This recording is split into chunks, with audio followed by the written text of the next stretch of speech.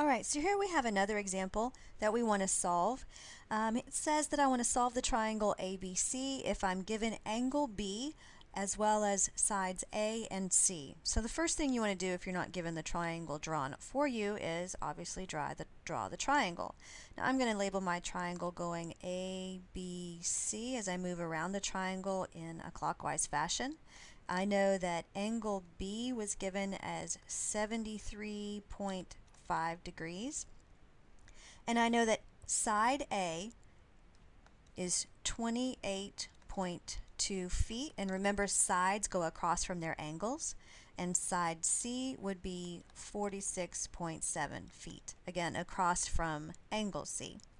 So here I have again, sides and an angle. I don't have enough information to be able to use the law of sines, so I have to start out if I'm trying to find all of the angles as well as the sides of this triangle. I have to start out using the law of cosines. So that's the first thing that we're going to do. That's going to be our first step here, is to use the law of cosines. And I'm going to use it to find side B. So the law of cosines for that says if I have side B squared, that's got to be equal to side A squared plus C squared minus 2 times AC times the cosine of angle B. So we're going to plug in our information into this and into my calculator. So I'm going to make sure that I take the square root, but let's just write it all out.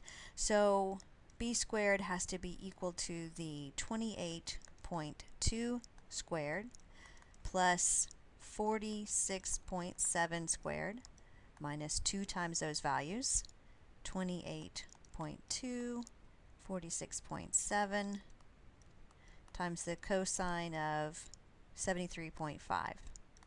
And remember, this is degrees. So in my calculator, I'm going to plug it in, take the square root, and we'll come back and we'll get a value. So taking the, using the calculator, taking the square root, I should find that the side B is approximately 47.2, as you can see from my calculator. So B is equal to 47.2. And we'll just write that on our triangle over here.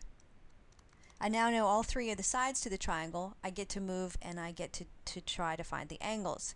So since we have a known angle and its side, we can use the law of the law of sines as the known ratio and set up a proportion to find an angle, one of the other remaining angles.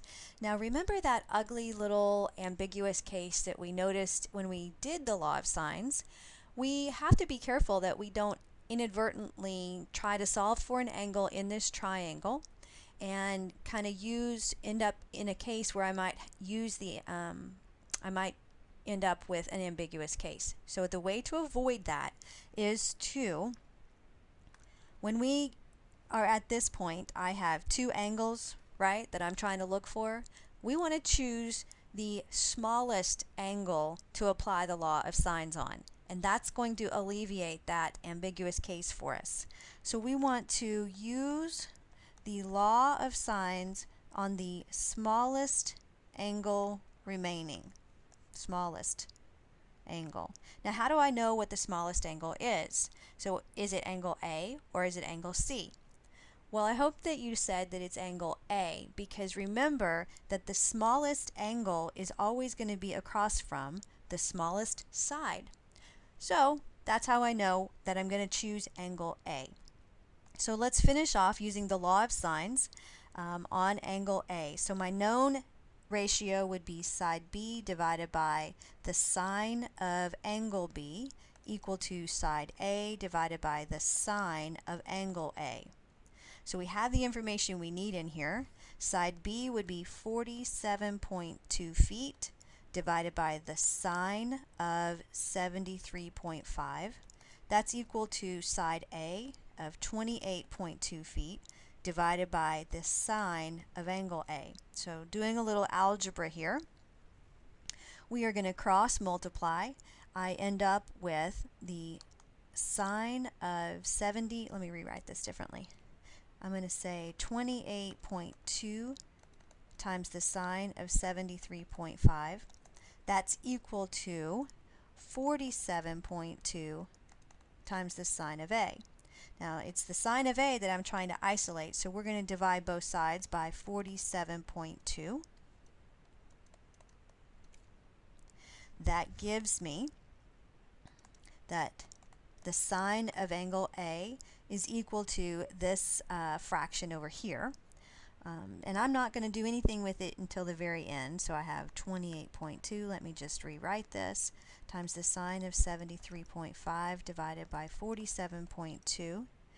Don't forget, though, I'm trying to solve for angle A, and when I do, the operation that I'm going to perform is I'm actually going to take the inverse sine of both sides. So when I take the inverse sine of both sides, that's going to give me the angle A that I'm looking for. So in my calculator, I'm going to take the inverse sine of everything you see in that set of parentheses. And when I do, rounding to the nearest decimal place, I end up with 34.9 degrees. So make sure that you can get that on your graphing calculator as well. So what do I know now? I know that angle A is 34.9 degrees. And it would be really easy. I could go back in and I could use the law of sines one more time if I wanted to. But I don't. I actually think that I'm going to just go ahead and use the fact that the sum of the angles in a triangle, so the sum of the interior angles in a triangle has to be equal to 180. So angle C has to be 180 minus angle B, which was 73.5, and angle A, which was 34.9. So angle C has to be equal to 71.6.